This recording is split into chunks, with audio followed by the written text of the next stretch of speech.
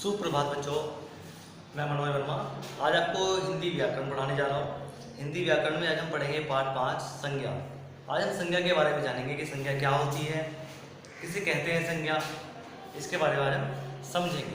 देखिए बच्चों, संसार में हर चीज़ का कोई ना कोई नाम अवश्य होता है। अब जैसे कि एक कक्ष ले लीजिए, एक कमरा ले लीजिए, इस कमरे में भी बहुत सारे नाम आपको दिखाई देंगे।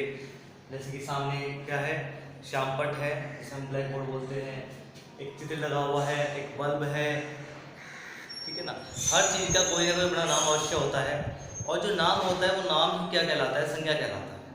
प्रत्येक वस्तु का कोई ना कोई नाम अवश्य होता है, और वो प्रत्येक नाम क्या कहलाता है, संज्ञा कहलाता है, जिससे उस वस्तु की पहचान होती है, जिससे हम उस वस्तु को जानते हैं, वो क्या कहलाता है, वो एक संज्ञा कहलाता है। ठीक है, देखिए बाहर भी आप देख, जहाँ तक आपकी नज़र जाएगी वहाँ तक आपको जिस चीज़ को भी आप देखकर बता सकते हो कि इसका ये नाम है, वो भी एक संज्ञा है। जो हमारा कमरा होता है, इस कमरे में कुर्सियाँ होती हैं, बेंच होती हैं, ठीक है ना, बैठने की, और बाहर पेड़ पौधे होते हैं, कुछ भी चीज़ आप कह सकते हो, पंखा है, बहुत सारी चीज़ें ऐसी होती हैं, चौक होता है, ठीक है, डस्टर होता है साफ़ करने वाला। ये सब क्या है, ये सब क्या है, संज्ञा है, सबके सब संज्ञा होती है। ठीक है, और हमारे रिश्तेदार मित्र दुश्मन भी होते हैं, उनके साथ हमारे स्नेहमयी मित्रता व दुश्मनी के भाव होते हैं। इन भावों के नाम को भी संज्ञा कहते हैं। जैसे हमारी किसी से मित्रता है, दुश्मनी है, तो ये भी क्या कहलाती है, ये भाव होते हैं, ये भाववाचक संज्ञा होती है। आज हम संज्ञा की आपको परिभाषा बता रहे हैं। संज्ञा की परिभाषा होती है किसी व्यक्ति, वस्तु, स्थान या भाव के नाम को हम क्या कहते हैं, संज्ञा कहते हैं। तो संज्ञा की परिभाषा में लिखेंगे किसी व्यक्ति, प्राणी, स्थान या वस्तु के नाम को संज्ञा कहते हैं। और संज्ञा के भेद की बात करते हैं। संज्ञा के कितने भेद होते हैं, तो आपकी कक्षा में संज्ञा के कितने भेद होते हैं, 3 भेद होते हैं। कक्षा के हिसाब से आपकी कक्षा में हम 3 भेदों को इस विषय में पढ़ेंगे। ठीक है, पहला भेद है जातिवाचक संज्ञा। जातिवाचक संज्ञा क्या होती है? जातिवाचक संज्ञा वो होती है ऐसे शब्द जिनसे हम किसी पूरी जाति के बारे में पता चलता है, वो जातिवाचक संज्ञा होती है।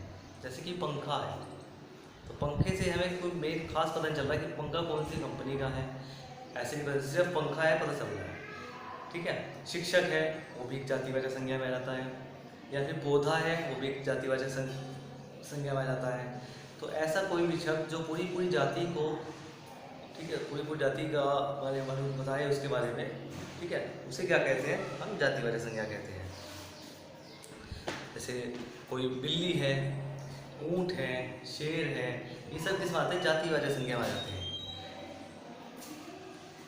मंदिर है, मस्जिद है, विद्यालय हैं, ये भी सब किस में आते हैं, जातिवाचक संज्ञा में आते हैं। लेकिन अगर किसी मंदिर का कोई स्पेशल नाम है, कोई विशेष नाम दिया गया है, किसी मस्जिद का कोई विशेष नाम है, किसी स्कूल का नाम होता ही है, ठीक है, तो ये अगर नाम हो जाते हैं तो फिर वे दूसरी संज्ञा हो जाती है। अभी फिलहाल हम जातिवाचक संज्ञा के बारे में बात कर रहे हैं। ठीक है,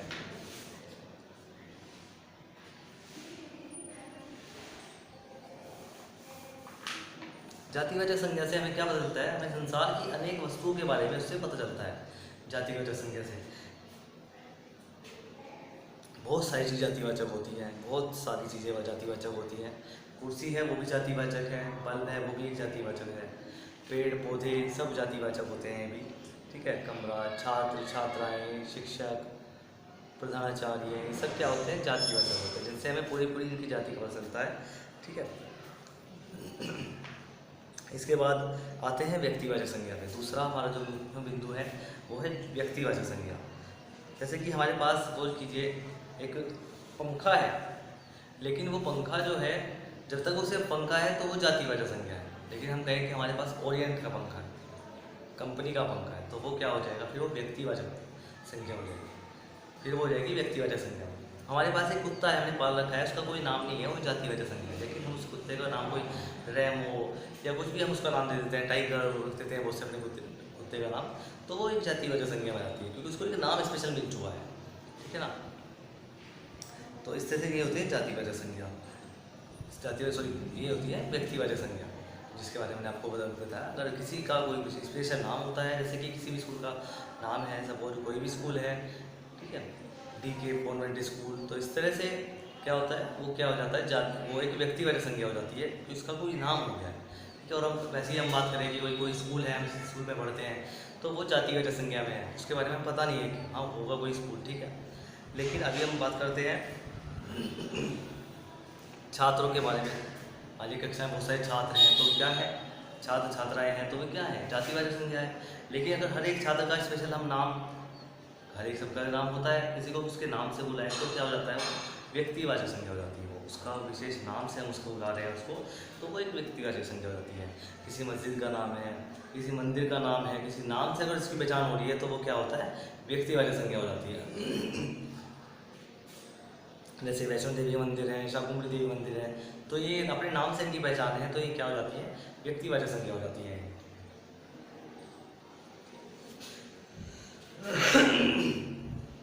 व्यक्तिवाचक संज्ञाओं में क्या क्या आता है, नदियों के नाम आ जाते हैं उसमें, जो ग्रह हैं ऊपर ग्रहों के नाम आ जाते हैं उसमें, इमारतों के नाम आ जाते हैं उसमें, इमारत जैसे कि लाल किला, ताजमहल, इस तरह की इमारतें जो हैं उसके नाम आ जाते हैं। व्यक्तियों के नाम आ जाते हैं उसमें, त्योहारों के नाम आ जाते हैं, दिनों के नाम आ जाते हैं, महीनों के नाम आ जाते हैं उसमें, जो नाम होते हैं स्पेशल में नाम उसके अंदर आ जाते हैं, वे सब कहलाते हैं व्यक्तिवाचक संज्ञा। अब हम पढ़ेंगे भाववाचक संज्ञा के बारे में कि भाववाचक संज्ञा क्या होती है। देखिए बच्चों, मैं आज आपको बिल्कुल लाइनों के हिसाब से नहीं बता रहा हूँ, मैं आपको कुछ ऐसा बता रहा हूँ जिससे कि आपकी जल्दी से जल्दी समझ में आ जाएगा, ठीक है ना। भाववाचक संज्ञा क्या होती है, देखिए भाववाचक संज्ञा जैसे कि मैं आज आपको बताता हूँ, कुछ भाव होते हैं हमारे अंदर के, जैसे भलाई है, आज़ादी, मिठास, मित्रता, खुशी, दुख, ठीक है, सेवा, शांति, बुराई, ईर्ष्या, शरारती, ठीक है। ये जो भाव होते हैं इन्हें हम क्या कर सकते हैं, जो भाव होते हैं भाव को हम ना छू सकते हैं, ना पकड़ सकते हैं, सिर्फ उनको क्या कर सकते हैं, इनको हम समझ सकते हैं और इनको महसूस किया जा सकता है। भाव को तो समझा जा सकता है और एक उसको महसूस किया जा सकता है, दो कार्य हम भाव के साथ कर सकते हैं, ठीक है। अतः शब्द के जिस रूप से उसकी स्थिति या भाव का बोध हो जाए, उसके बारे में पता चले, महसूस हो जाए, उसे भाववाचक संज्ञा कहते हैं। जैसे कि कोई माँ अपने बच्चे को प्यार कर रही है, तो वो उसका जो स्नेह है वो भी भाववाचक संज्ञा में आती है। कोई शिक्षक अपने छात्र को डांट रहा है, ठीक है ना, तो ये जो डांटना हो गया, ये भी किसमें आ जाएगा, ये जो डांट पड़ रही है उसको, वो डांट क्या है, वो भी एक भाववाचक संज्ञा है, ठीक है। बच्चों की छुट्टी होती है, तो छुट्टी के टाइम पे बच्चे बाहर निकलते हैं, उनको आज़ादी मिलती है, तो आज़ादी भी क्या है, वो भी एक भाववाचक संज्ञा होती है। कोई व्यक्ति किसी दूसरे व्यक्ति की मदद कर रहा है, सहायता कर रहा है, तो सेवा कर रहा है, तो वो भी क्या होती है, भाववाचक संज्ञा में आ जाती है, जिसे हम सिर्फ समझ सकते हैं और महसूस कर सकते हैं। तो देखिए हमने इस तरह से आज आपको ये पाठ पढ़ाया है, पाँच आपका संज्ञा, इसके तीनों भेद आपको बताए गए हैं। पहला भेद हमने आपको बताया जातिवाचक संज्ञा, दूसरा भेद हमने आपको बताया व्यक्तिवाचक संज्ञा, और तीसरा भेद हमने आपको बताया भाववाचक संज्ञा। अब आपको इस पाठ की प्रत्येक लाइन को बहुत ध्यान से पढ़ना है। आप सभी के पास पुस्तक है, पुस्तक से आप इसको पढ़ोगे। पेज संख्या 22 यानी कि 22 और 23 पर है। पेज संख्या है 22, 23,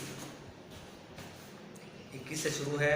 पेज संख्या 21, 22, 23 से ये पाठ शुरू है, और आपको 21, 22, 23 तीनों पेज पढ़ने हैं आज आपको। इससे आपको संज्ञा के बारे में बहुत अच्छे से जानकारी हो जाएगी। पढ़ने के बाद आपको पेज संख्या 23 पर जो बहुविकल्पीय प्रश्न हैं, जिसे हम टिक मार्क्स बोलते हैं, वे आज आपको पूर्ण करने हैं। इसमें 4 ऑप्शन दिए, इसमें चार प्रश्न हैं, और चारों प्रश्नों के 3-3 उन्होंने विकल्प दे रखे हैं। जैसे कि पहला प्रश्न है, कौन सा शब्द जातिवाचक संज्ञा नहीं है, और इसमें जो विकल्प दिए गए हैं वो विकल्प हैं भारत, नदी, नगर। तो आपको इनमें से देखना है कि जातिवाचक संज्ञा नहीं है, वो पूछ रहा है कि कौन सा शब्द जातिवाचक संज्ञा नहीं है। दूसरा है, कौन सा शब्द व्यक्तिवाचक संज्ञा है, व्यक्तिवाचक संज्ञा है, स्नेह, फूल या फिर कबीरदास। नंबर 3 है, कौन सा शब्द भाववाचक संज्ञा है। अब इसमें भाववाचक संज्ञा है पूछ रहा है, वो कौन सा शब्द भाववाचक संज्ञा है, तो वो आपको बताना है इनमें से। फिर चौथा है, कौन सा शब्द जातिवाचक संज्ञा है, भूखा, अशोक या फिर शिक्षक। इनमें से कौन सा शब्द ऐसा है जो जातिवाचक संज्ञा में आता है। तो आज आपको यहाँ तक का कार्य करना है। इस कार्य को आज आप पूर्ण करोगे और जो बच्चे इस वीडियो को देख रहे हैं वो अपने नाम के साथ यस सर लिखकर मेरे व्हाट्सएप पे मुझे सेंड करेंगे, जिससे मुझे पता चल जाए कि आप सभी मेरी वीडियो देख रहे हो और क्लास ले रहे हो। ठीक है, थैंक यू।